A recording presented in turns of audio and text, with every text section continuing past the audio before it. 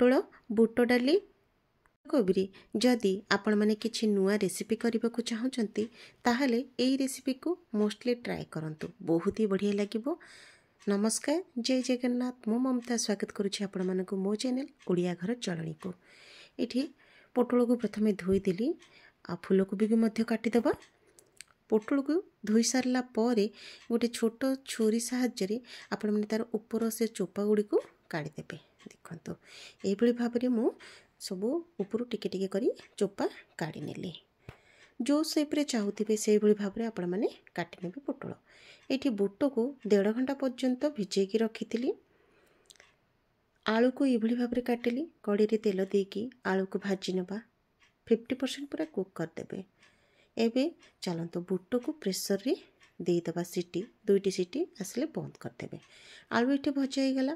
कड़ी रे तेल जो थिला से मु पोटल को भाजी नहीं। एबे चलतो मसला रेडी करनबा। ये मु 2टी मीडियम साइज टमाटो, 2टी मीडियम साइज पियाज, काजू, अदा, रसुण, जीरा, गोलमरीच, ता सहित मु रखी धनिया और दालचीनी खंडटे। तो पियाज को फ्राए करके आम ग्राइंडिंग करवा। मु देखापी आपण मानक रखी दीचे। तो ये देखो गोटे गिन्ना प्रथम कौन करवा ना काश्मीर रेड चिली कलर पाई आ 1/2 चामच हलदी गुंड आ राग लंका गुंड आपण मैंने चाहिए जो मसला यूज करुवे ताकू दे पारे। आ पानी रे पकेकी आपको फेंटिकी रखीदबा। तो ये देखु पोटल को भल भाव में पूरा भाजी नहीं। चलते गोटे जगह को काढ़ीदबा। से ही कड़ी ही ये जो पियाज को काटी पियाज को फ्राए करदबा।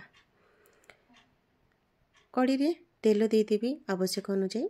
टिके चीनी देली ता सहित तेजपत्र गोटे पकईदेवी। तेजपत्रटा टिके हल्का भाजी हो गले ये जो लंका गुंड हलदी गुंड पानी रे मिसेकी रखी से सब को देदेबा। आमर ये गैस फ्लेम टी लो रहिबो नहले तो आमर मसला तळु लागी जिवो पोड़ा पोड़ा स्मेल हेबो। आ जेहेतु आम कलर पाई पकाउछे जदि जाल अधिक देदेबा पोड़ी जिवो। ये देखंतु ग्राइंडिंग करथिबा मसला को देदेली कुक करदबा। तो जमीती कि आपण मानक कही लो टू मीडियम हिट रे ही मसला को कुक करेंगे। मसला रू पूरा कंचापण जीव। देखो ये भाव में मसला रू जब तेल बाहर आमर रेडी हो गला। ये देखो भजाई रखि पियाज को ग्राइंड कर देती ताको एबे दबा। आको पकई सारी 5 ରୁ 7 मिनिट आउ टिके कुक करदबा भल भाव में पूरा।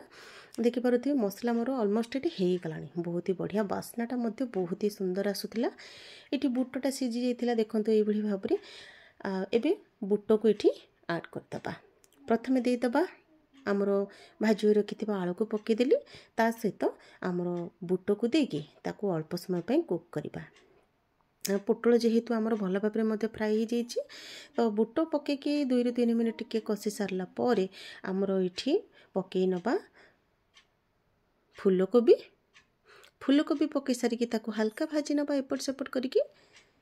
ये देखो ये भाव में आवश्यक अनुसार लुण देदेबा ता सहित पोटल को पकईदबा। ये गैस फ्लेम टा टिके रखीदबा आमर लो हिट रे। आउ अल्प समय कुक कर सारिबा परे गरम पानी तो आगुरी प्रिपेयर करके रखिथिबे ताको ऐड करदेबे। बहुत ही टेस्टी लगे आइटमटा। आपण मैंने आपको ये भाव में कषिकी खाईपारे। झोल आपण मान हिसाब से दे पारे, कम बेसी करें। क्वांटिटी से भाव में पनीपरिया आपण मैंने देखिकी देवे। तो देखो कलरटा पूरा जबरदस्त आसी। टेस्ट तो पूरा सुपर थिला, बहुत ही बढ़िया लगुला। तो ये मोर तरकारी पूरा रेडी हो गला। गर्मा गरम परोटा गरम भात सहित आपको सर्व करेंगे। बहुत ही बढ़िया लगे।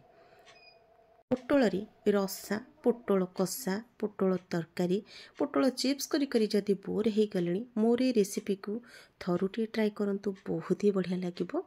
समस्ते आपको बार बार बनवा को कहिबे। मु तो आपण मानको सजेस्ट करी निहाती भावे थरुटे ट्राए करंतु।